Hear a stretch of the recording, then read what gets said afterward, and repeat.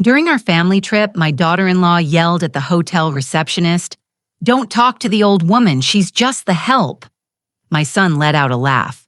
She had no idea that I was the owner of the resort. What I did next left her trembling. "I'm glad you're here. Stay with me until the end of my story and tell me which city you're watching from so I know how far it reaches." I had been waiting for this trip for months. At 72 years old, opportunities for quality time with my son, Mark, and his family didn't come around very often. When he suggested a week in Florida, my heart filled with excitement. Perhaps I would finally get closer to Amber, my daughter-in-law, who had kept her distance during their 5 years of marriage. The 4-hour drive to the Serenity Shores Resort was filled with conversations between Mark and Amber about spa treatments, golf tee times, and expensive dinners. As if I wasn't even there. Every time I tried to join in asking about the children or suggesting something we could do together, Amber would respond with short phrases while Mark ignored me completely. I should have noticed the warning signs, but I was so eager to strengthen our family bond that I didn't care. The Serenity Shores Resort was one of my greatest achievements, though my family had no idea. After my husband passed away when Mark was 12, I built my hotel business from the ground up. I started with a small bed and breakfast, working 18-hour days, scrubbing floors, managing reservations, and slowly grew until I had 17 properties across 3 states.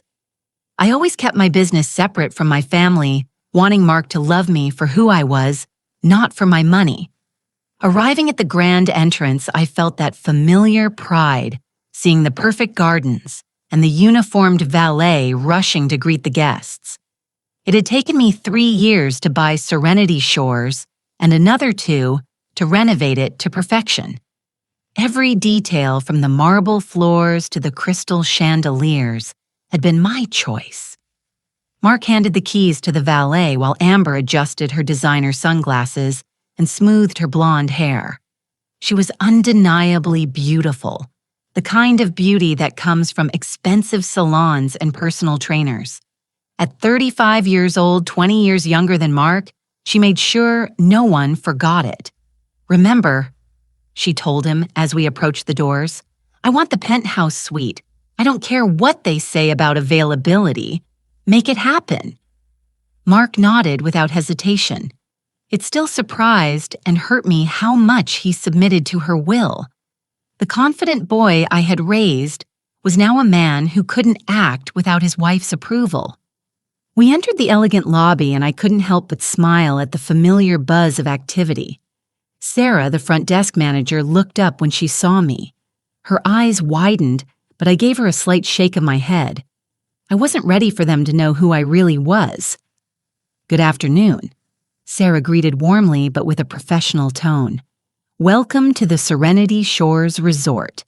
How can I help you reservation under the name Montgomery?" Mark replied, "We should have the penthouse suite." Sarah's fingers moved quickly across the keyboard as she checked. "Here is your reservation, Mr. Montgomery. It's confirmed for our Serenity Shores Deluxe Suite, but the penthouse is booked for your entire stay." I saw Amber's expression harden, her jaw tightening, and her eyes flashing with irritation beneath her flawless makeup. "That is unacceptable," she snapped. "Do you know who we are? I specifically requested the penthouse when we made this reservation." Sarah remained calm, though her shoulders tensed slightly. "I apologize for any misunderstanding, Mrs. Montgomery. The deluxe suite is lovely and has a private balcony. I don't want to hear about some second-rate room." Amber interrupted, raising her voice just enough for other guests to turn and look. "I want the penthouse, and I want it now." I stepped forward, hoping to calm things down. "Amber, perhaps we could." But before I could finish, she spun toward me, her face twisted in fury. "Don't you dare speak," she shouted, her voice echoing off the marble. "Sarah, or whatever your name is, ignore anything this old woman says. She's nobody important, just the help we brought along." The conversations in the lobby stopped. I felt my cheeks burn as humiliation washed over me. But she wasn't done. "Don't talk to the old woman." she screamed, pointing at me as if I were worthless. "She's just the servant, the nanny. Don't waste your time on her." I stood frozen, my mouth dry, my heart pounding so hard I thought it might break my ribs. In my 72 years, no one had ever spoken to me with such venom, with such utter disrespect, and never in front of strangers. But what came next cut even deeper. Mark threw his head back and laughed, not awkwardly, not to ease the tension, but with genuine amusement, as if watching his wife tear me down in public was the funniest joke he had ever heard. "Oh God, Amber," he said between laughs, wiping tears from his eyes. "You're terrible, but you're not wrong. Mom just let us handle this, okay? Go sit down somewhere." The betrayal hit me like a physical blow. This was my son, the son I raised alone, the son I worked to the bone for and sacrificed everything to give a good life to, and he was laughing at my humiliation. Sarah's face had lost all its color, her expression a mix of shock and compassion that only made the wound burn deeper. Across the lobby, I heard whispers and saw people pointing. Some were holding up their phones, no doubt recording every second of this disaster. "Ma'am," Sarah said softly, her voice kind but still professional. "Perhaps you'd like to wait in our lounge while we resolve the room situation." Before I could answer, Amber let out a loud, theatrical sigh. "Yes, take the old woman somewhere she won't embarrass us anymore and make sure someone keeps an eye on her. She tends to wander off." Mark laughed again. Strangers stared, and I felt my heart break into pieces. I wanted to disappear, to flee from that beautiful lobby, from my cruel daughter-in-law, from my mocking son, and never come back. But something inside me, a final remnant of the strength I used to build this empire, held me steady. I met Sarah's eyes. Her own eyes showed a silent anguish. She knew exactly who I was. She knew that with a single word from me, they could have Amber removed so fast her designer heels wouldn't touch the floor. But I remained silent. Not yet. I picked up my small suitcase and walked toward the elevator, my back straight. Despite the crushing weight of humiliation behind me, Amber continued to shout at Sarah about the penthouse, her voice dripping with the entitlement of someone who has never worked a day in her life. As the elevator doors closed, I managed to meet Sarah's gaze one last time. She gave me a slight nod, a silent message that she understood that she was sorry and that she was waiting for my signal. I had built this empire from scratch, employing over 300 people across my properties. I was respected in business circles, sought after by other hotel owners, known for my integrity. But in that lobby, I was just a pathetic old woman being screamed at by her son's wife while he laughed at my pain. As the elevator climbed to the 12th floor, each passing number stirred something within me. The pain was still sharp and deep, but another feeling began to grow alongside it: determination. The next morning, I woke up in what should have been paradise, but felt more like purgatory. My room overlooked the ocean with the waves gently caressing the pristine beach. The sunrise painted the sky in shades of pink and gold colors that normally would have taken my breath away, but I felt hollow, as if someone had scooped me out and left only a shell. I had barely slept. Every time I closed my eyes, I could hear Amber's mocking voice. "She's just the servant," Mark's laughter replayed in my head as I wondered if I could have handled things differently. Though deep down, I knew the real problem wasn't my reaction. The truth was that my own family treated me as if I didn't matter. A soft knock on the door pulled me from my thoughts. When I opened it, Mark was standing in the hallway looking awkward but showing no trace of remorse. "Mom, we're going to breakfast. Amber wants you to watch the kids at the pool afterwards so we can go to the spa." "No, good morning." "No, how did you sleep?" Not even a hint of acknowledgement for what had happened in the lobby. "Just another order disguised as a request." "Mark," I said quietly, "about last night." He waved his hand dismissively. Mom don't make a big deal out of it. Amber was just stressed about the room. You know how she gets when things don't go her way. Nothing. That's what he called the public humiliation his wife subjected me to. She called me the servant Mark. She yelled at me in front of strangers. He shifted, avoiding my eyes. She didn't mean it. It's just Amber being dramatic. Can we just drop it? We're supposed to be on vacation. I looked at him, searching for the boy I once knew. The little boy who would crawl into my bed during thunderstorms, who would bring me dandelions and call them sunflowers, who once told me I was the strongest person in the world. That boy was gone. He had been replaced by a 47-year-old man who chose his wife's comfort over his mother's dignity. Fine, I said the word, tasting like ash in my mouth. I'll watch the children. His relief was palpable. Great. Well, be gone all day. Spa first, then lunch, maybe some shopping. You don't mind, do you? Of course I minded. I had imagined this trip would be about family time, getting to know my grandchildren better, and feeling like I belonged. Instead, I was being reduced to an unpaid nanny. But I nodded anyway. Saying no would only cause a scene. And I had learned long ago that keeping the peace was more important than speaking up. The breakfast restaurant was bustling with vacationers enjoying their meals.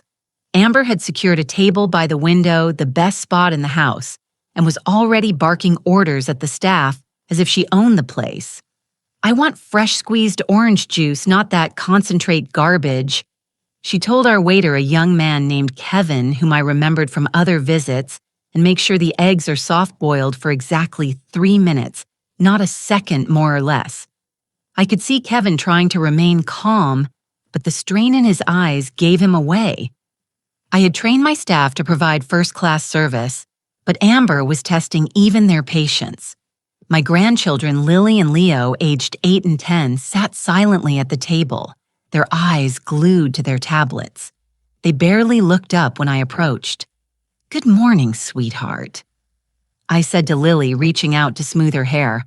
But Amber's hand shot out to stop me. "Don't touch her. She just had her hair done yesterday and I don't want it ruined." I pulled my hand back as if I'd touched a hot stove. Lily didn't even look away from her screen. "Kids say good morning to Grandma Helen," Mark murmured without much interest. "Good morning," they said in unison, still focused on their devices. I sat down in the only remaining chair, the one with its back to the beautiful view. Amber had made sure the best spots were for her family, leaving me the leftover seat as an afterthought. Helen, Amber said, without even looking at me, "After breakfast, you'll take the children to the pool. Make sure to put sunscreen on them every hour. Lily burns easily, and if she gets even a little pink, I will hold you responsible." I nodded, holding back the words I wanted to say, "And keep them out of the deep end. And don't let them eat snacks by the pool. They're full of preservatives.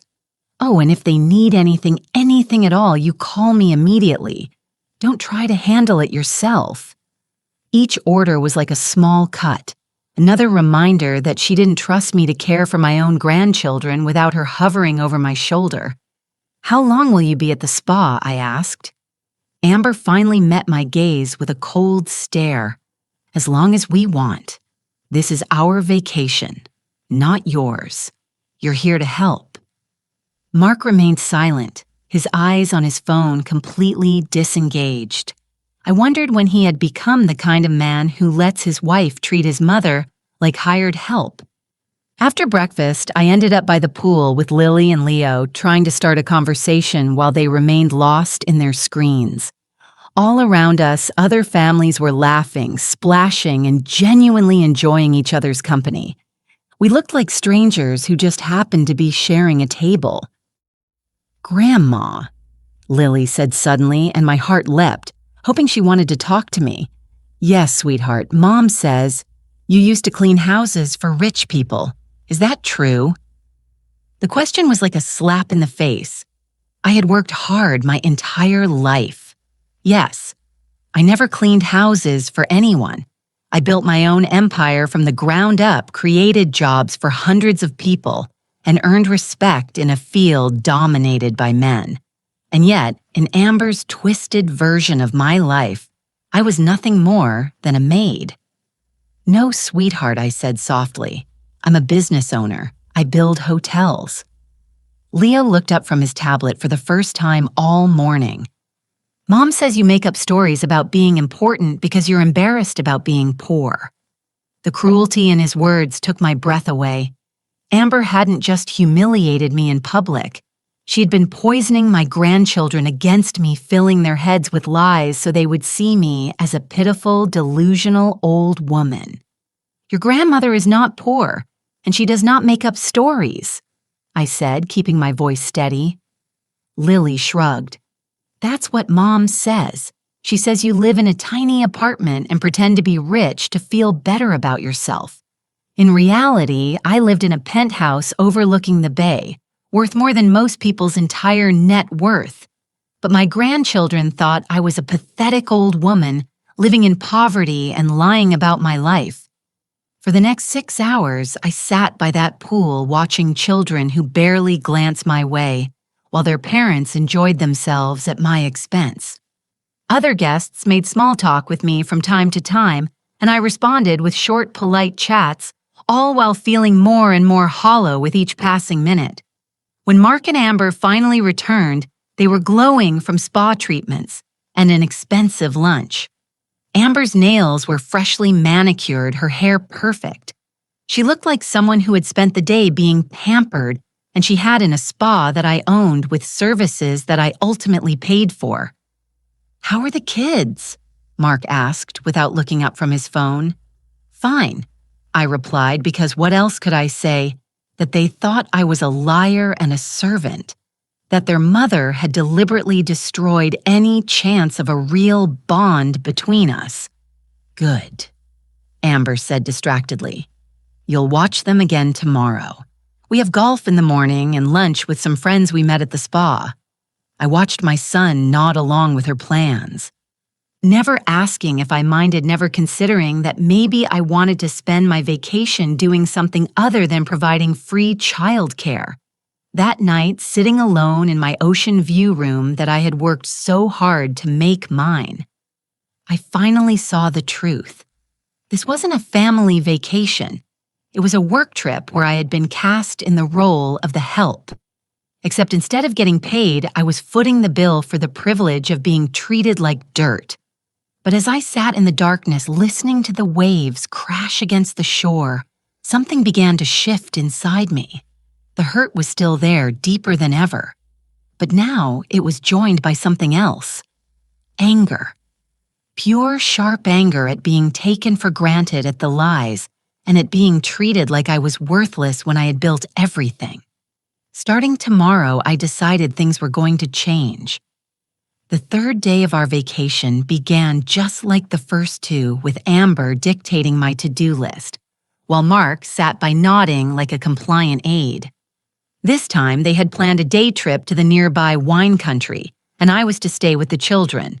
"Make sure they have lunch at exactly noon," Amber said, applying her lipstick with the careful precision of a surgeon. "And Lily gets cranky if her blood sugar drops, so keep the granola bars I packed handy." I wanted to remind her that I had raised a son before that I knew how to care for children, but I had learned that defending myself only led to longer lectures and more pointed remarks. "Well, be back around 6, Mark added without looking up from his phone. "Maybe later, if traffic is bad." As they were getting ready to leave, I overheard Amber on the phone, her voice taking on that falsely sweet tone she used when she thought she was being clever. "No, we can't do dinner tonight. I'm stuck on babysitting duty again. I know it's ridiculous, but it's just for a few more days. Believe me, when this is all settled, we won't have to deal with this anymore." A chill went down my spine. The way she said "when this is all settled" didn't sound like she was just talking about the vacation ending. After they left, I took the children to the hotel's kids club, a program I had created myself to give families more flexibility during their stay. The caregivers were wonderful with Lily and Leo, and for the first time since we arrived, I saw them laughing and playing with other kids their age. With a few hours to myself, I walked the property. It had been years since I'd seen my hotel from the perspective of a guest rather than an owner, and I wanted to get a real sense of how things were running. That's when I heard the conversation that changed everything. Walking past the pool bar, I recognized voices coming from one of the private cabanas. Mark and Amber were supposed to be on their wine tour, but there they were hidden behind the canvas drapes, speaking in low tones with another couple I didn't know. The thing is, Amber was saying, "She's getting old and old people don't live forever, if you know what I mean." A woman I didn't recognize laughed. "Amber, you're awful." "I'm practical," Amber replied. "Mark is an only child, so it's all going to come to us eventually. The only question is how long we have to wait." My stomach turned to ice. I moved closer, hiding behind a large palm tree. "What about the old lady?" the unfamiliar man asked. "Doesn't she have any money of her own?" Then I heard my son's voice, the voice I once trusted completely. "Mom, of course not. She's dirt poor, lives in a tiny little apartment scraping by on Social Security, and I've been supporting her for years." The lies flowed from his mouth so smoothly, I wondered how long he'd been telling them. I lived in a $2.5 million penthouse, earning more from my investments each month than most people make in a year. But in Mark's twisted narrative, I was a burden he generously supported. "That's why this trip is so annoying," Amber continued. "We have to drag her everywhere because she can't afford anything on her own. It's like having a pathetic pet you can't get rid of." The other woman made pitying noises. "How awful for you. And I bet she thinks you'll take care of her when she's really old and sick." "Over my dead body," Amber said with a vicious laugh. "The second she needs real care, she's going straight into a state-run home. I'm not turning my house into a hospice for some useless old woman." I leaned against the palm tree to keep my balance. They weren't just talking about letting me die naturally. They were planning to dispose of me the moment I became an inconvenience. But Mark's next words were what shattered me. "The funny thing is, she still thinks she's important," he said, his voice laced with cruel amusement. "She tells these crazy stories about owning businesses and being successful. It's almost sad how delusional she island dementia," the other man asked. "Maybe," Mark said. "Or maybe she's just desperate to believe she matters. Either way, it's embarrassing. She even told the kids yesterday that she owns hotels. Hotels, can you imagine?" They all laughed, and the sound cut through me like shards of glass. "Well," Amber said, "at least we won't have to listen to her crazy stories for much longer. I give her maybe 5 years, 10 tops, and then we'll finally be free to live our lives without pretending to care about a useless old woman who never did anything with her life." I stood there behind that palm tree, feeling my entire world collapse. This wasn't just idle chatter about an unfortunate relative. This was my own son and his wife, talking about my death as if it were a long-awaited vacation. The best part Amber added is that she's so grateful for any scrap of attention we give her. Like this trip, she actually thinks we invited her because we wanted her here. She has no idea. We only brought her along to watch the kids so we could have fun. More laughter, more casual cruelty. "Does she even chip in for expenses?" the other woman asked. "Are you kidding?" Amber scoffed. "She's completely useless when it comes to money. Mark covers everything, her groceries, her utilities, even this trip. She's nothing but a drain on us." Another lie. For years, I had been helping Mark financially, covering part of his mortgage, paying for his children's private school, even funding Amber's shopping sprees. The credit card statements that came to my address were staggering. Yet I paid them without complaint, thinking I was supporting my family. The only good thing about having her around, Mark said, is that she's a decent babysitter, free childcare. "You know, she's so desperate for our approval, she'll do whatever we ask." It's actually kind of funny. Amber added, watching her try so hard to make us like her. She brings expensive gifts for the kids, always offers to help with whatever we need. It's pathetic, really, but useful. I had heard enough. More than enough. I stumbled away from the cabana, my vision blurred by tears. I refused to let fall. Not here, not where they might see me and realize I knew what they really thought. I made it back to my room before the dam finally broke. Sitting on the edge of the bed, I let the full weight of it hit me. My son, the boy I raised alone after his father died, the one I worked 18-hour days to provide for, thought I was a useless burden he couldn't wait to be rid of. My daughter-in-law, who had smiled through 5 years of dinners and holidays, saw me as nothing more than free labor and a convenient scapegoat, and my grandchildren, innocent as they were, had been taught to see me as a liar and a drain on their family. In that hotel room, my room in my hotel, built with my money and my labor, I realized I had been pouring love and resources into people who not only didn't value it, but actually resented me for it. The phone rang, jarring me from my dark thoughts. It was the front desk. "Mrs. Montgomery, this is Sarah from reception. I hope you don't mind me calling, but I just wanted to check if everything is all right. A few of the staff mentioned they were concerned about you." The genuine concern in Sarah's voice from someone who was practically a stranger made me realize just how starved I was for basic kindness. "I'm fine, Sarah. Thank you for asking. Are you sure if there's anything we can do to make your stay more comfortable?" I almost laughed at the irony. One of my own employees, someone I paid to serve guests, was showing me more respect than my own family had in years. "Actually, Sarah, there is something you can do for me." "Of course. What do you need?" I took a deep breath, feeling something shift inside me, the ground beneath my feet finally settling. "I need you to prepare a detailed list of every single charge made to my son's room. Meals, services, extras, everything. I want a complete report." There was a pause, of course. "May I ask what this is regarding?" Let's just say I'm starting to see things more clearly than I have in a long time. After hanging up, I walked to the window and stared out at the ocean as the sunset painted the sky in fiery shades of orange and red. It was breathtaking. But for the first time in 3 days, I wasn't just admiring the view.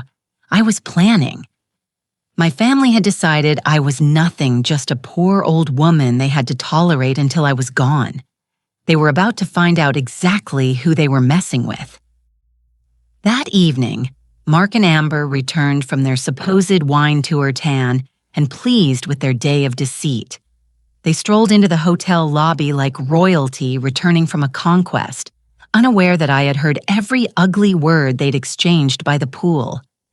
"Mom," Mark said, spotting me in the lounge with the children. "How was your day?" "Hope the kids weren't too much trouble."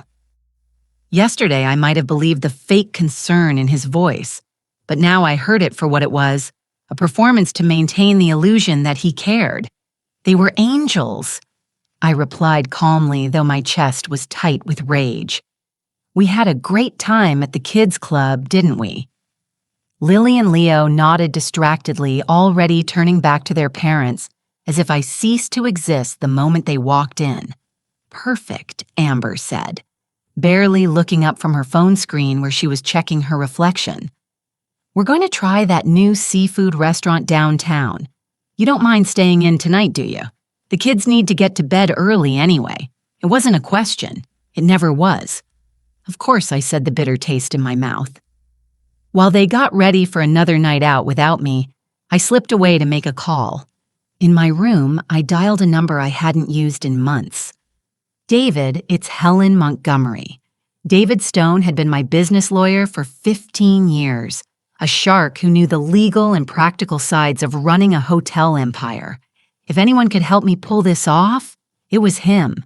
"Helen, what a pleasant surprise. How's retirement treating you?" I almost smiled at the word retirement. I had stepped back from day-to-day operations, but I was far from retired. David, I need some information. Hypothetically, if someone were fraudulently using credit cards linked to my accounts, what legal action could I take? There was a pause. That sounds awfully specific for a hypothetical. Are you in some trouble?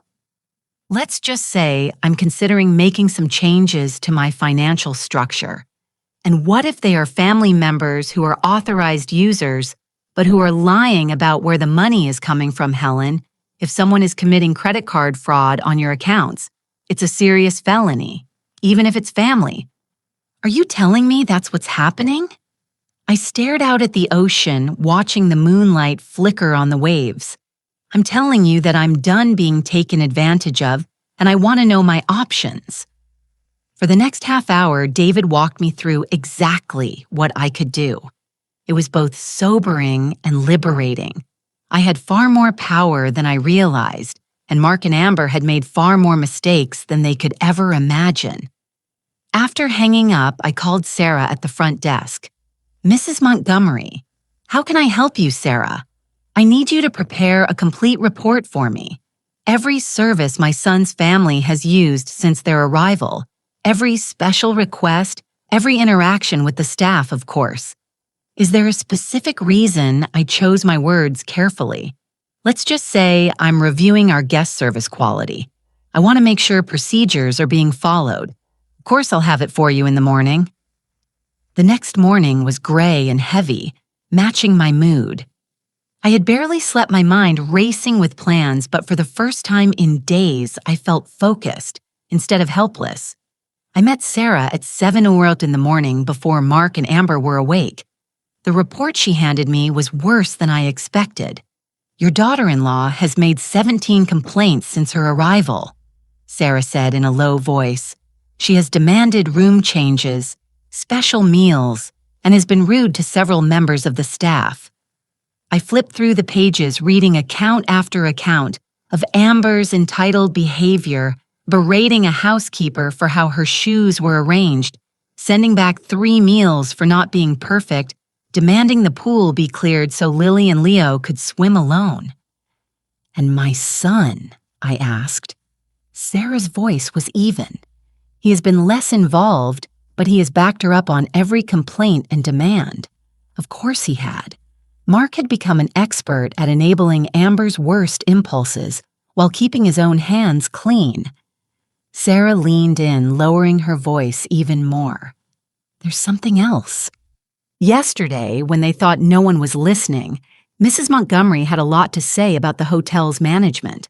I raised an eyebrow. Oh. She told another guest that the service was fine, but claimed the owners were probably some old money family who didn't care about quality anymore. She said she could run this place better than whoever was in charge. The irony would have been funny if it wasn't so infuriating. Thank you, Sarah. This is very helpful. On my way back to the elevator, I ran into Kevin, the young waiter who had served us at breakfast. He looked uncomfortable. Mrs. Montgomery, he managed in a quiet voice. I hope you don't mind me saying, but I wanted you to know that the staff has noticed how your family treats you. I stopped in my tracks. What do you mean? Kevin glanced around to make sure no one else could hear. We all know who you are, ma'am. You've always been so kind to us, but to see the way they speak to you, the way they treat you, like you're not important. None of us think it's right. His loyalty when he had no reason to defend me. Cut deep. These were people who respected me, who valued my leadership and sense of fairness. The contrast with my own family was stark and painful. Thank you, Kevin. That means more than you know. He nodded. If there's anything any of us can do, actually their island. Continue to give my son's family excellent service, but also write down everything they do and say. Can you see to that? Of course. For the next 2 days, I shifted roles. I was no longer the silent observer watching Amber issue commands, and Mark ignore me. I was the sharp-eyed businesswoman who had built an empire by reading people's intentions and their flaws. And what I saw was worse than I had imagined. Amber wasn't just entitled, she was cruel. I watched her bring a young housekeeper to tears for not folding the towels exactly to her liking. I saw her throw a full-blown tantrum because the poolside service was slower than she wanted, screaming at a server who was clearly doing his best. Mark didn't just enable it, he encouraged it. He would laugh at Amber's nastiest comments about the staff, add his own complaints, and treat the people who worked for me as if they were beneath him. But it was how they treated Lily and Leo that finally broke my patience. I was watching the children play in the pool when Lily scraped her knee on the rough edge of the diving board. It was a tiny cut, barely bleeding, but she cried, looking for comfort. When Amber arrived, she didn't comfort her daughter. She stormed over to the lifeguard, berating him for not preventing the accident. Then she turned on me. "This is your fault," she snapped. "I told you to watch them carefully. If you had been paying attention instead of daydreaming, this wouldn't have happened." Lily was still crying, but her parents were too busy assigning blame to notice. I knelt beside her, gently cleaned the scrape, and applied a bandage from the first aid kit as she leaned into my shoulder, sobbing. "It's okay, sweetheart," I whispered. "You're very brave." Grandma Helen Lily asked softly, "Why doesn't Mommy like you?" The innocent question hit me like a punch to the gut. Even at 8 years old, she had noticed what I was trying to ignore, that her mother's hostility toward me was plain to see. Before I could answer, Amber's voice cut through the air like a whip. "Lily, get away from her right now. I told you not to get too close to your grandmother. She won't be around for much longer anyway." The sheer cruelty of those words aimed at both me and her own child was the breaking point. That night, I made a series of phone calls that would change everything. I called David again this time with precise instructions. I contacted my accountant for specific financial records, and then I spoke with John Peterson, the general manager of my hotel chain, with immediate orders. When I hung up the last call, I caught my reflection in the bathroom mirror. The woman looking back at me seemed older than her 72 years, worn down by days of humiliation and emotional abuse. But in her eyes, something was back that had been missing since this nightmare vacation began. Power and an unbreakable resolve to use it. Tomorrow would be our last full day at the resort. Mark and Amber were expecting one final perfect opportunity to treat me like an employee, while they enjoyed themselves at my expense. They had no idea they were about to find out exactly who they had been pushing around. The last day at the Serenity Shores Resort dawned bright and clear, the kind of perfect beach day that filled our brochures and kept guests coming back year after year. But as I prepared for what I knew would be the most significant day of my life in decades, the perfect weather felt almost like a mockery. Amber had pulled out all the stops for our farewell dinner, booking the hotel's most exclusive private dining room overlooking the ocean at a cost for a single evening that was more than most people earn in a month. Of course, she had no idea that every dollar she was spending was coming directly from my accounts. Mark had been running up charges on credit cards I had foolishly allowed him to use. Tonight is going to be perfect. Amber announced at breakfast, her voice laced with the smug tone I knew all too well. "I've invited some of the wonderful people we've met this week, the Hendersons, the Martins, and that lovely couple from Boston." Mark nodded like a proud husband. "Sounds great, honey. Mom, can you keep the kids entertained during dinner? They get restless with adult conversation." Even on our last day, I was being shunted aside, put on childcare duty, while strangers enjoyed a lavish dinner that I was paying for. Of course, I murmured, though inside something was hardening into unyielding resolve. I spent the morning finalizing the last details. David had worked through the night to ensure every legal angle was covered. John Peterson had discreetly briefed the necessary staff on the truth.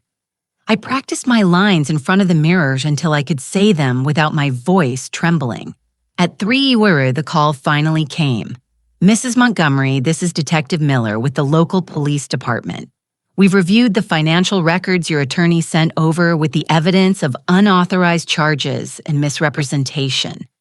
We can proceed whenever you give the word." "Thank you, Detective. I'll call you when it's time." The afternoon passed slowly.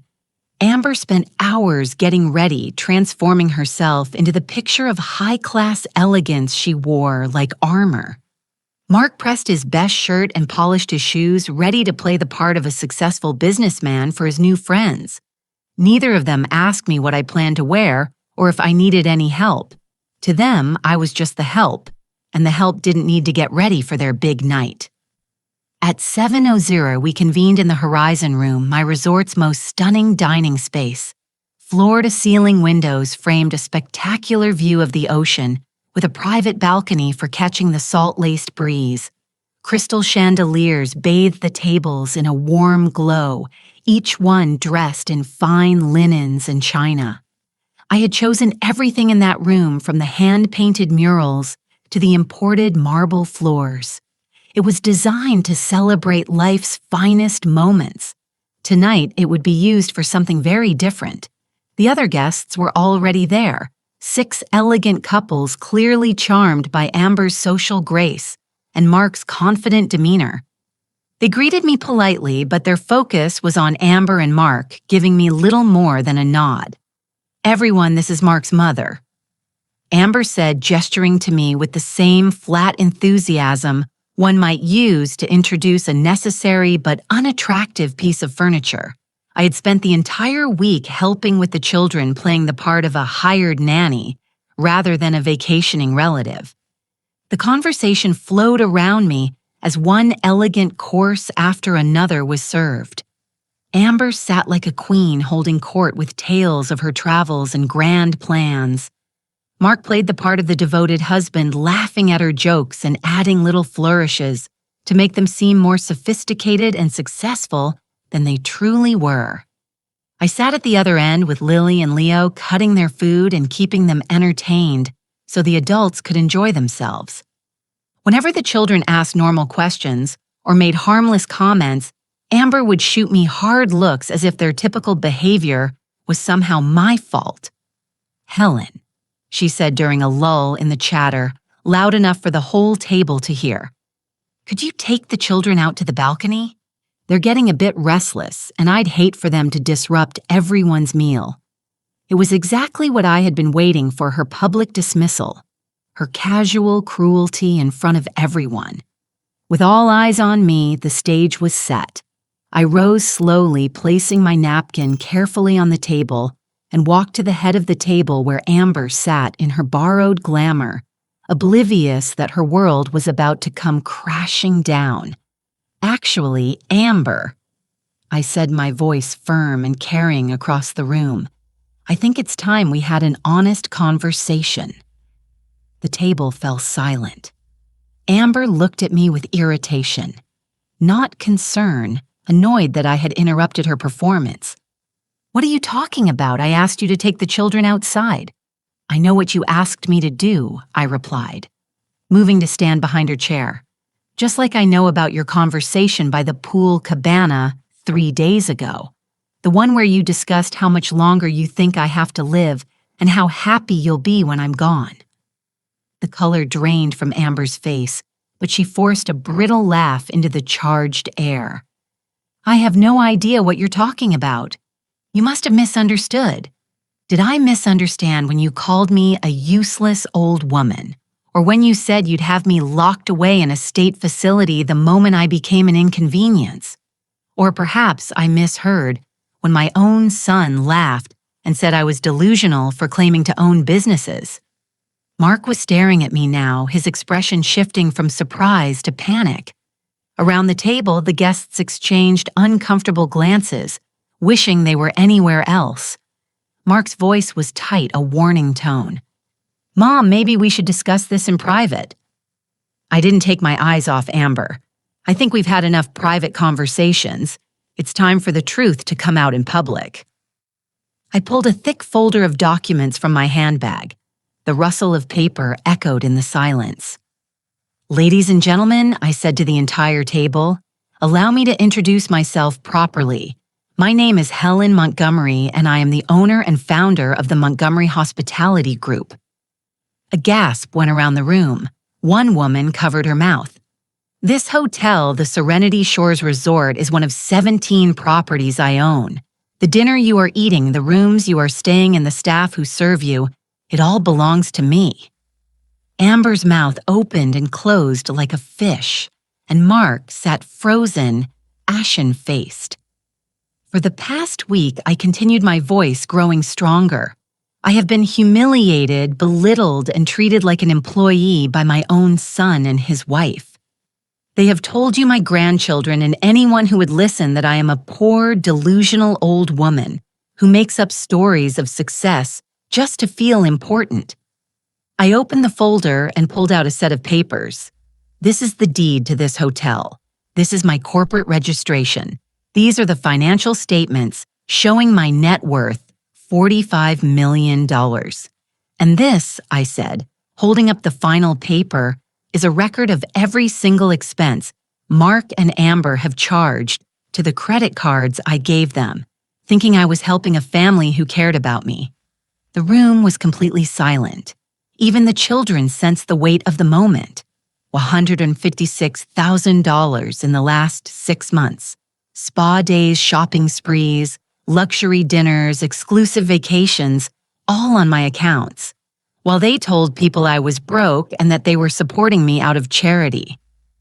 Amber finally spoke, her voice barely a whisper. Helen, please let me explain. Explain what I cut in. Explain how you yelled at my staff, called me the servant, and told them not to waste their time speaking to me. How you've spent years turning my grandchildren against me, telling them I'm a liar and a burden. How you planned to put me in a state institution the moment I became inconvenient. Mark's voice trembled when he finally spoke. Mom, we can fix this. It's just a misunderstanding. I turned to the son I raised alone, the man I had loved and supported for 47 years. No, Mark, this is not a misunderstanding. This is exactly what you wanted. A mother content with scraps of attention, willing to provide money and free childcare, with no expectation of respect in return. You wanted someone you could exploit without facing any consequences. I pulled out my phone and dialed a number I had saved earlier. Detective Miller, this is Helen Montgomery. Yes, I'm ready for you to come now. The shock was immediate and brutal. Amber shot up from her chair so fast she knocked over her wine glass, the red liquid spreading across the white tablecloth like blood. You called the police! She shrieked, her composure completely gone. You called the police on your own family. I called the police on people who have been defrauding me, I corrected. The fact that we're related doesn't change the law. Mark was on his feet, too, his hands trembling as he moved toward me. Mom, please think about what you're doing. Think of the children. They don't deserve to see their parents arrested. You should have thought of the children before you taught them to despise their grandmother. I answered, you should have thought of them before you decided their inheritance mattered more than their relationship with me. The guests began to gather their things, eager to escape the unfolding disaster. I couldn't blame them. This was not their fight, and they didn't deserve to be caught in our private nightmare. As they filed out, offering awkward goodbyes that no one believed, Amber made one last desperate attempt to regain control. You're making a huge mistake, she hissed, her face distorted with rage and fear. We're your family. We're all you have. If you do this, you'll be alone forever.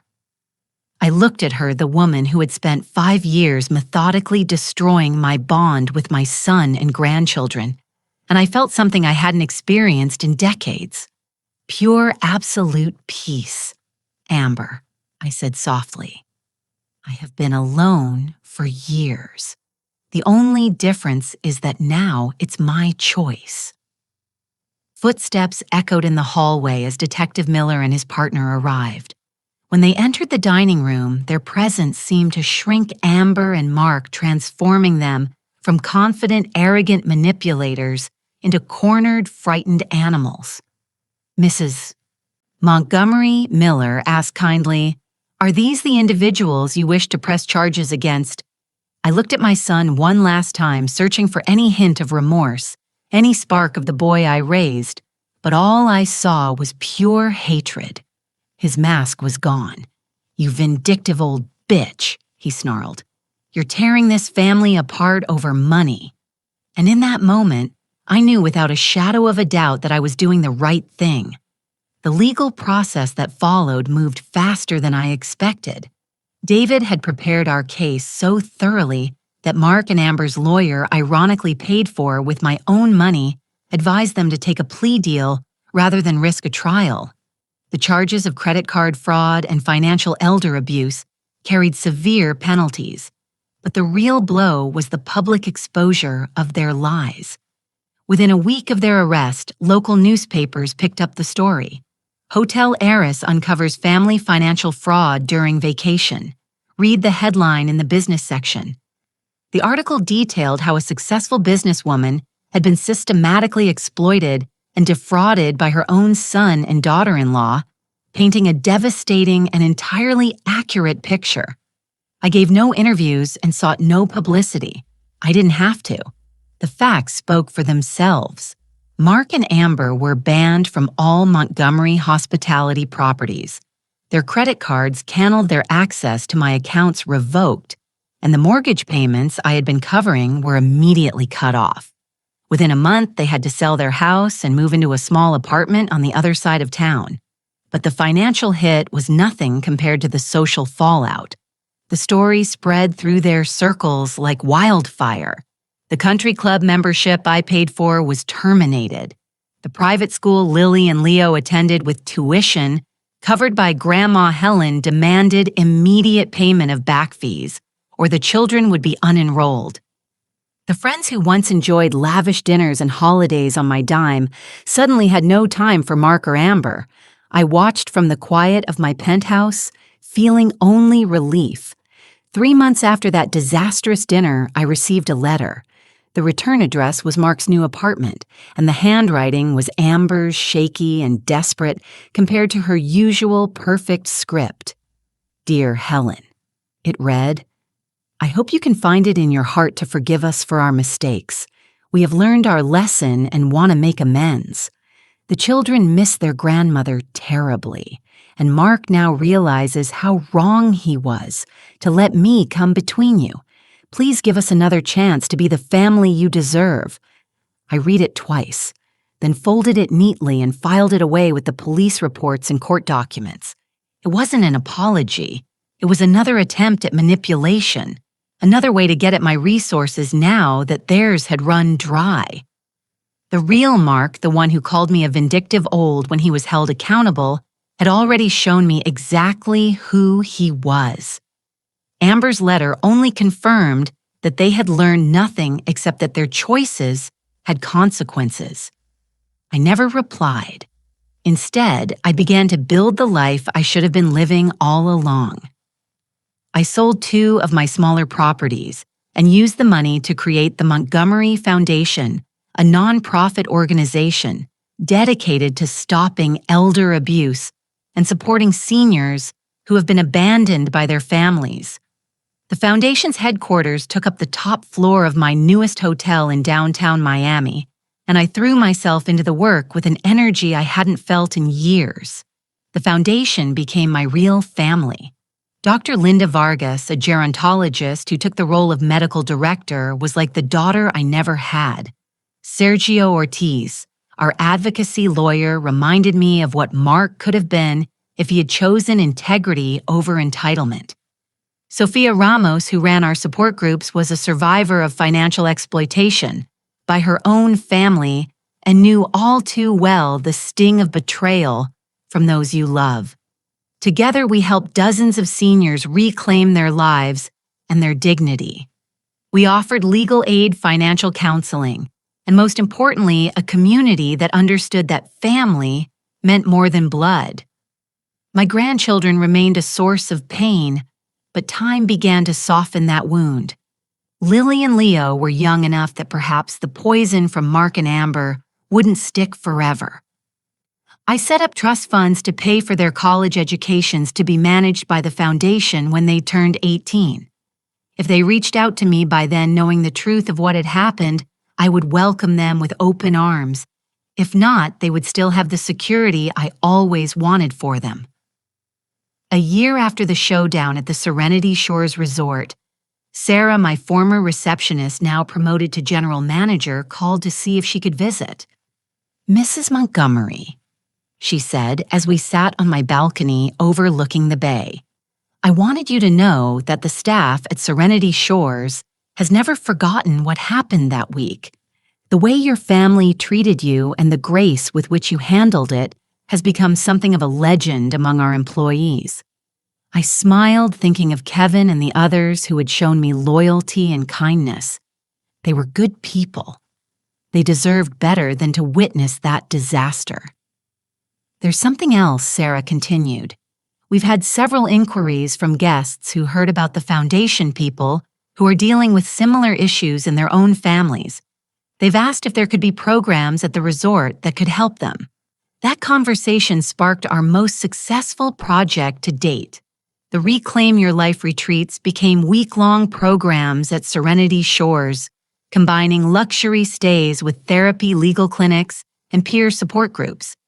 Seniors who had suffered financial or emotional abuse from their families could come to heal in the same beautiful place where I had found the strength to fight back.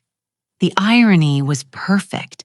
The dining room where Mark and Amber had planned my final humiliation was transformed into a space where survivors shared their stories and found their voices.